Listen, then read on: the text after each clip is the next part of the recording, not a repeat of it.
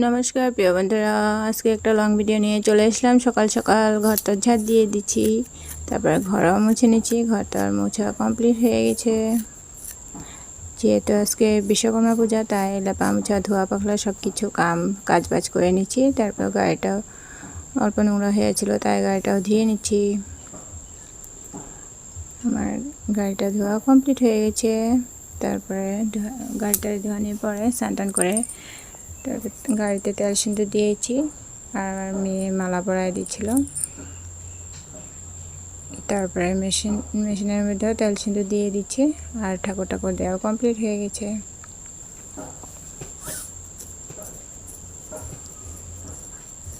তারপরে মালা কয়টা ছিল প্যাকেটিং করে নিচ্ছে আমার মেয়ে।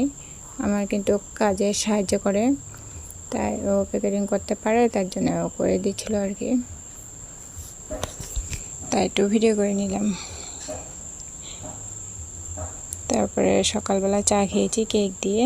কেকটি চা খাওয়া অঙ্গ কমপ্লিট হয়ে গেছে। তারপরে চাটা খাওয়ার পরে দুপুরবেলা খাওয়া দাওয়া করবো। আজকে মাছ কচু আলু দিয়ে তরকারি ছিল, তাই খেয়ে নিলাম। আর দুপুরে এক জায়গায় নিমন্ত্রণ ছিল। দুপুরে বলতে প্রায় 3টার সময় আমরা বেরিয়েছি যাওয়ার জন্য।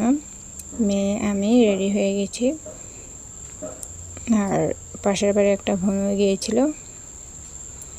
তারপরে রেডি হয়ে আমরা চলে গেলাম।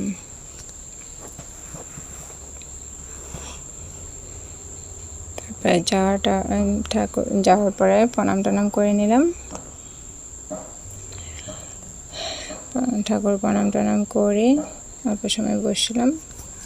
তারপরে বসার পরে খাওয়া দাওয়া কমপ্লিট করে, খাওয়ার ভিতরে ছিল অন্ন, ডাল, বেগুন ভাজা, তারপরে সয়াবিন আলু তরকারি, পনিরের তরকারি, আচার, চাটনি এসব ছিল। খাওয়া দাওয়া কমপ্লিট করে চলে আসলাম, আর আমরা সবাই মিলে হাসাহাসি করছিলাম।